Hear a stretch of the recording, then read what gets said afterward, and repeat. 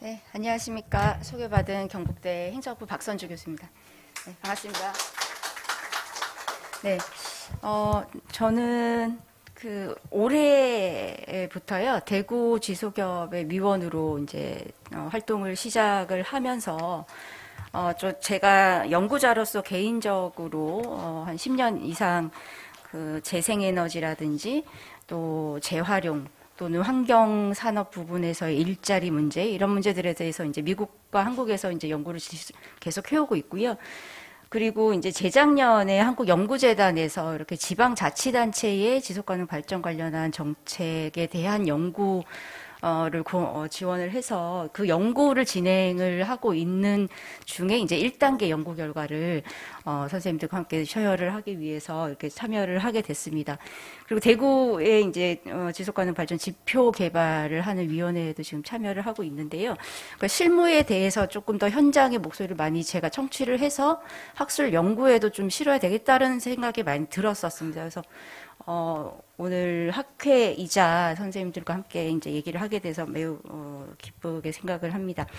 제 발제는 진행은 학술 연구로 진행을 했습니다만 사실은 실천적인 부분과 뗄 수가 없는 부분이라고 생각하고요. 제가 조언을 많이 듣기 위해서 왔다고 좀 생각해 주시면 될 것 같습니다. 발표를 좀 진행을 해보도록 하겠습니다.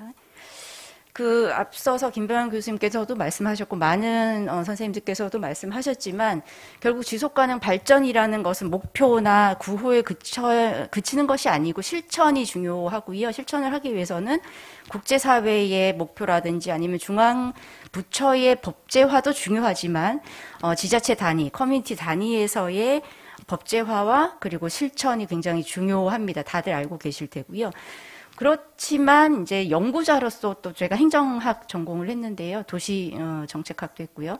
그런데 행정학, 도시 정책학 또는 정책학 부문에서 이런 연구적인 측면에서 봤을 때 굉장히 지자체 단위 연구가 이루어지지 않고 있습니다. 그래서 각 지자체에서 어떠한 조례로서, 그러니까 물론 실천적인 차원에서 다양한 활동들도 물론 연구를 해야 됩니다만 그에 앞서서 선행해서 기반이 되는 조례, 왜냐하면 조례에서 이제 재정 지원도 나가고요, 조직화도 이루어지고 여러 가지 우리가 위원회라든지 협의회에 대한 지원 등등도 다 조례를 통해서 근거로 해서 이루어지기 때문에 이런 부분에 대한 어떻게 보면은 이제 데이터베이스라는 게 구축되어 있지 않는 것을 발견을 했습니다. 그래서 그러한 부분을 물론 법령정보센터에 가서 하나하나 아마 소속된 지자체의 법령이나 조례나 이런 것들을 찾아보실 수는 있지만 일단 제가 원했던 것은 그 데이터베이스를 한번 제가 만들어 보고 그리고 이것들을 활용해서 이렇게 정책이 확산된 이유도 살펴보고 후속 연구이지만요. 그리고 그 효과는 무엇인지 살펴보고요. 이런 연구를 이제 진행하는 중입니다. 그래서 지자체 단위의 연구를 좀 진행을 하고 있고요. 문제는 이제 아까 우리가 국가 단위의 법제화에서도 살펴봤지만 기본 지속가능 발전 기본법 그리고 저탄소 녹색성장 기본법 이렇게 왔다 갔다 좀 했지 않습니까? 역사적으로. 그러면서 지자체가 약간 저탄소 녹색성장 조례, 기본 조례는 일시적으로 한 2, 3년 사이에 전국적으로 확산이 됐고 그 다 가이드라인에 따라서 다 이제 시행을 하고 있지만 사실은 상위 개념은 지속가능 발전이라는 거죠. 근데 올해 이제 재정이 이제 되는 만큼 그 사이에 공백 기간, 10여 년의 공백 기간 동안에는 사실은 지자체의 활동이나 의지가 굉장히 중요했고 그에 따라서 되게 다양하게 사실은 나타나고 있더라라는 것을 좀 발견을 하게 됐습니다. 물론 우리가 조례가 없다고 해서 노력을 하지 않는 것은 아닙니다. 그렇지만 조례가 어떻게 채택이 되고 또는 확산이 되고 있는지를 살펴보는 것도 우리 각 지자체가 어느 수준에 와 있고 어느 단계에 와 있고 아니면 어떠한 지속하는 발전 중에서도 어떠한 부분에 관심이 많은지를 좀 살펴볼 수 있겠다라고 볼 수가 있습니다.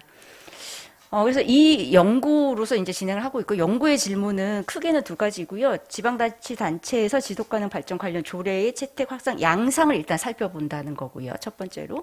그리고 어느 지자체가 각 조례 또는 그러니까 각 부문이죠. 부문 또는 전반적으로 좀 이런 정책적인 부분에서 혁신 주도자 역할을 하고 있는지를 한번 파악해 봤습니다.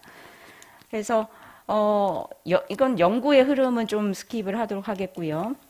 그래서 보면 저탄소 녹색성장 기본조례와 지속가능 발전 기본조례를 둘 다 이미 채택한 지역들도 31군데나 있거든요. 그리고 저탄소 녹색성장 기본조례는 채택하지 않고 지속가능 발전 기본조례만 채택한 지역도 6군데나 있었고요. 그래서 이 두 조례가 사실은 개념적으로는 지속가능 발전이 더 상이지만 우리가 국가 정책적으로 저탄소 녹색성장이 먼저 추진이 됐다라는 점. 그렇지만 지자체 차원에서는 중요성을 인정을 해서 둘 다 채택한 지자체도 있더라라는 것을 우리가 살펴볼 수가 있었습니다. 그래서 둘 다 채택한 지역들이 어느 지역인지 좀 궁금해졌습니다, 제가. 그래서 한번 따로 살펴봤는데요. 광역지자체 중에서 8개 지자체, 대전, 서울, 경기도를 포함한 8개 지자체였고요. 지자체 중에서 15곳인데, 기초지자체 중에 15곳이 경기도에 사실은 많이 몰려 있더라고요, 봤을 때. 그래서 경기도에서는 그럼 특별한 이유가 있을 것이다. 그래서 14곳이 2018년 지방선거 이후에 기본조례를 채택한 것으로 봐서 여기에서는 이제 도 단위에서의 그런 정치적인 변수의 변화가 아마 하위 시군 단위의 정책적인 조례 채택이 있어서 변화를 유도한 것이 아닌가 이렇게 유추를 할 수가 있습니다. 나중에는 분석적으로 제가 조금 더 살펴볼 예정입니다. 그리고 둘 다 미채택한 지역 저탄소 녹색성장과 둘 다 미채택한 지역입니다. 31개 지역이고요. 제가 대구에 지금 거주하고 있습니다. 근무하고 거주하고 있습니다. 대구가 이제 포함이 돼서 약간 아쉬웠습니다. 여기에 대해서는 이제 나중에 추후로 좀 더 말씀을 드릴 수 있을 것 같고요. 그 지수를 한번 살펴보면 이렇게 나타났습니다. 종합혁신성 지수 상위 20개 기준으로 제가 한번 추출을 해봤고요. 그러니까 이 9개를 평균 낸 지수 상위 20군데이고요. 조례 채택수도 한번 같이 나타내 봤습니다. 그리고 저탄소 녹색성장, 지속가능 발전이 이제 기본법화 됐기 때문에 이 두 개를 앞에 먼저 놔봤습니다. 그래서 광역 지자체가 아무래도 조례를 많이 가지고 있고 혁신의 속도도 빠르더라. 근데 이거는 당연하다고 볼 수는 있습니다. 왜냐하면 특히 이제 그러니까 광역 시도 그렇지만요. 이제 도 단위하고 이후에 이제 시군 단위하고는 추진하는 정책 자체의 차원이 다르고 특히 경제 정책 같은 것들은 이제 도 지역으로 가면 도 위주로 먼저 이제 수립이 되고 그 다음에 이제 하위로 내려가는 경우가 많기 때문에 아무래도 시도 단위에서 많이 정책을 빠르게 또 많이 채택하는 경향이 나타났습니다. 그 중에서도 이제 강원도, 경기도가 조례를 8개씩 채택을 하고 혁신적인 지수도 높게 나타났고요. 그리고 서울, 광주 등이 있고 경기도 수원시는 기초지자체이지만 그 혁신성 지수가 굉장히 높더라라는 것을 볼 수가 있습니다.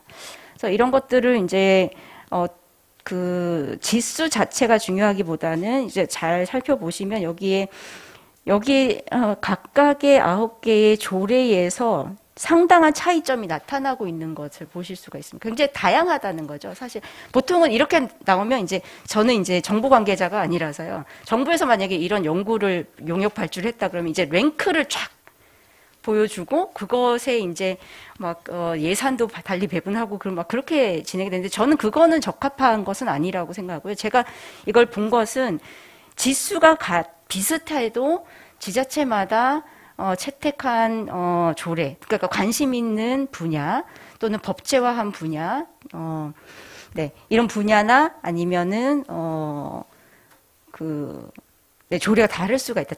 다양하다라는 것을 좀 보여주고 싶었고요. 보시면 제가 이제 마무리를 좀 해야 돼. 예를 들면 이런 것입니다.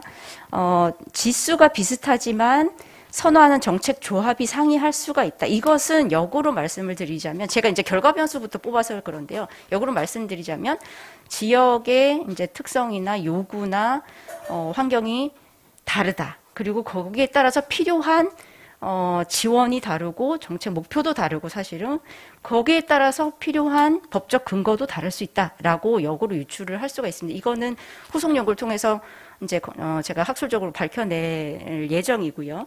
그래서 예를 들면 서울과 전남을 비교했을 때 채택 조례소나 지수는 비슷하지만 서울은 지속가능 발전, 에너지, 기후변화 대응 조례에서 최초 채택자입니다만 반면에 수소산업, 자원순환, 환경산업 이런 조례들은 채택하지 않고 있습니다. 반면에 전남 같은 경우는 에너지, 수소산업, 환경산업의 혁신성 높지만 그 외의 부분에서는 비교적 느린 것을 볼 수가 있습니다. 그래서 굉장히 다양하다라는 거고요.